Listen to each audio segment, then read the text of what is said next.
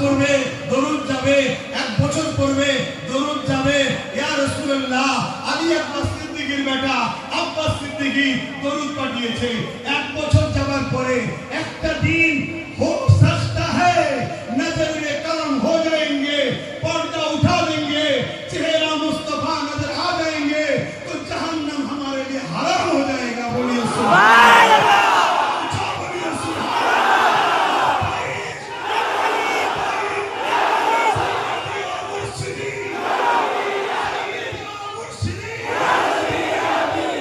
এজন্যই চেষ্টা করি ছেলেগুলো দিলে নবীকে ঢুকাবার।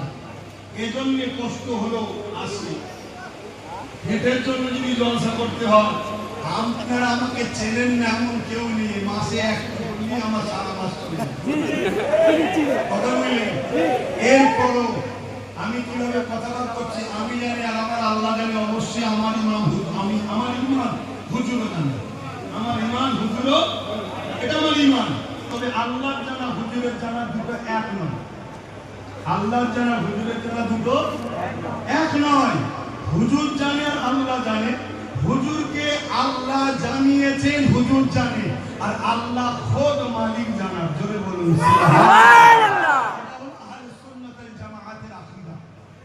কথা বুঝে আসছে? এই যেমন এতগুলো লোক বসে আছে, বেশক আমার আল্লাহ দেখছে, হুজুরও দেখতে পারেন, ক্ষমতা আছে। জোরে বলুন সুবহানাল্লাহ।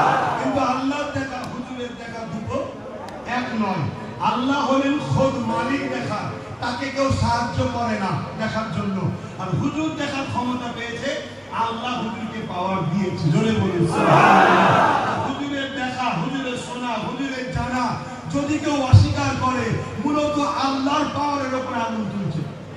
আল্লাহর ক্ষমতা নেই তার বন্ধুকে দেখাতে পারে, এই আঙুলটা তুলছে। খুব আকীদা ঠিক করো যুবক, আমি আবার বলছি, আকীদা ঠিক করো। ईमान अलग चीज है, अमल दूसरा अलग चीज है।